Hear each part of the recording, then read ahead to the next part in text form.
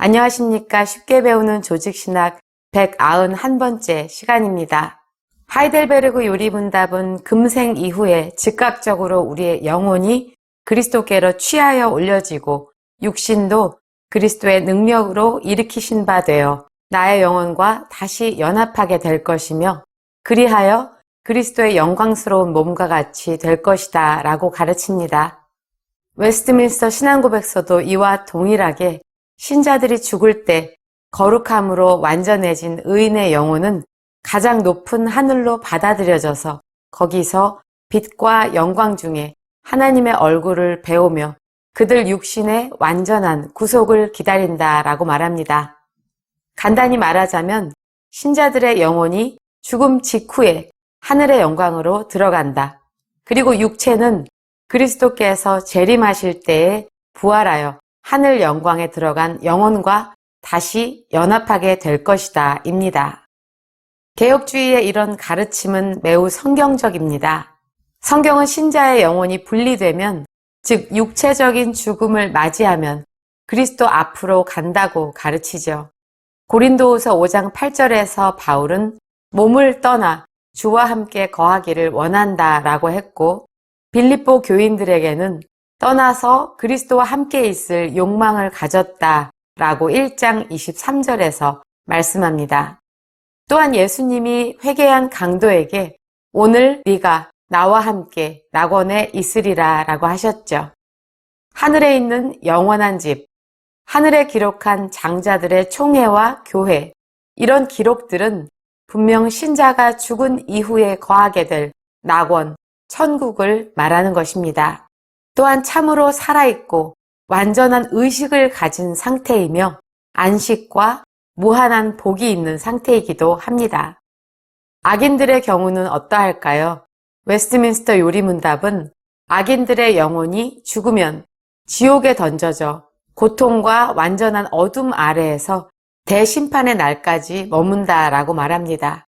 요리문답은 몸과 분리된 영혼, 즉 죽은 이후의 영혼들을 위한 이 두 장소, 천국과 지옥 외에는 성경이 아는 바가 없다라고 말합니다. 성경이 조명하여 주는 것만큼 알고 말해야 한다는 말이지요. 중간 상태 교리는 교회 역사에서 어떻게 발전되어 왔을까요? 우선 죽음 뒤에 영혼의 거처에 대한 로마 캐톨릭의 교리를 보겠습니다. 로마 캐톨릭이 말하는 연옥은 죽을 때 완전히 순결한 영혼들은 곧바로 천국, 복락의 장소로 들어가지만 완전히 깨끗함을 받지 못한 자들은 여전히 소죄를 짓고 있고 그 죄에 합당한 형벌을 받는다고 말합니다. 대부분의 신자들이 여기에 속한다고 하죠. 즉 하나님 나라의 최상의 복과 즐거움으로 들어가기 전에 정결의 과정이 필요하다고 합니다. 그들은 천국에 가기 전에 이렇게 들러서 형벌을 받아야 하는 곳이 있다고 하고, 또 천국에 곧장 들어가는 자와 정결의 형벌과 시간을 필요로 하는 자들이 있다고 하면서 마치 등급과 같은 차이를 두고 있습니다. 연옥은 한마디로 정화의 장소이고 그곳에 머무는 동안 죽은 영혼은 상실의 고통을 받고 하나님을 만나는 복락에서 제외된 데서 겪는 소위 감각의 형벌, 영혼의 형벌을 받는다고 말합니다. 머무는 기간은 미리 알 수 없다고 말합니다. 겪는 고통의 강도나 기간은 일정하지 않고 얼마나 더 정화될 필요가 있는가에 따라서 달라진다고 합니다. 그 기간과 강도는 이 땅에 아직 살아있는 신자들의 기도, 선행, 특히 미사에 의해서 줄어들거나 가벼워진다고 말합니다. 마지막 심판 때까지 연옥에 머무를 수도 있다고 하죠. 그리고 연옥에 대한 관할권은 교황이 가지고 있다고 간주합니다.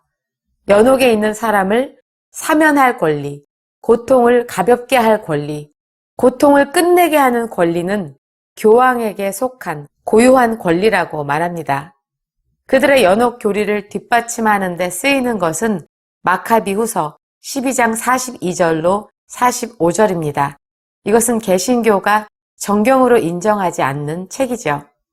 그들의 연옥설에 대한 성경의 직접적인 조명이 있을까요? 누가복음 16장에 있는 부자와 나사로의 비유를 보겠습니다. 거기에는 하데스라고 하는 영원한 고통의 장소인 지옥에 대해 말씀합니다. 다른 것은 둘째치고 지옥에 떨어진 자가 이 땅에 있는 사람의 사역에 의해서 빠져나올 수 있는가? 전혀 아닙니다. 부자는 있는 그 고통의 장소에서 영원히 벗어날 수 없습니다. 부자 자신도 그 비참한 처지를 의식하고 그가 당하는 고통이 완화되기를 간청합니다. 그리고 형제들에게 경고를 해서 자신과 같이 되지 않기를 바라죠. 이런 증거들로 볼 때 영벌의 장소인 지옥도 영생의 장소인 천국과 같이 의식이 있는 존재로 육체적 죽음 이후에 곧바로 영원한 상태로 들어간다는 사실을 알 수 있습니다.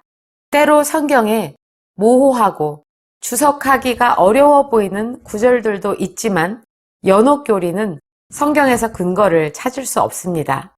게다가 연옥교리는 아주 잘못된 가정, 비성경적인 가정, 성경과 위배되는 가정에 세워져 있습니다. 첫 번째로 이 교리는 그리스도의 사역이 충분하지 않다는 것을 의미합니다. 연옥에서 천국으로 가기 위해서 신자, 사람의 기도, 선행, 미사, 헌금 이런 것들이 더해져야 한다는 것을 말하죠. 둘째로 연옥은 선행 구원, 공로 구원과 일맥합니다. 전혀 성경적이지 않습니다. 셋째로 우리는 의무의 명령을 넘어서는 누구도 특별한 공덕의 행위를 할 수 없습니다. 만약에 그렇다면 구원받을 자는 하나도 없을 것입니다. 넷째로 사법적인 의미에서 그들은 로마 캐톨릭 교회가 가진 열쇠의 권세를 절대적인 것으로 설명하고 있습니다. 이 권세에 따라서 연옥의 고통을 단축, 경감 혹은 끝낼 수 있다는 것은 하나님의 자리에 있겠다는 말이 아닙니까? 로마 캐톨릭은 연옥 교리 외에도 선조 림보 그리고 유아 림보 교리를 가집니다. 선조 림보란 구약시대의 성도들이 죽은 이후에 부활 때까지 머물러 기다린다는 장소입니다. 주님이 십자가에서 돌아가신 후에 선조들의 림보 거처로 내려가셔서 그들을 풀어주시고 하늘나라로 데려간다라고 주장하죠. 유아 림보도 있습니다. 이방인의 자녀나 그리스도인의 자녀나 세례받지 못하고 죽은 아이들의 영이 거하는 장소입니다. 세례를 받지 못하면 천국에 들어갈 수 없다. 그러나 어린 아이들이 지옥에 가는 그것은 반감이 든다. 그래서 그들은 이 둘을 절충시켜서 유아 림보 교리를 만들었습니다.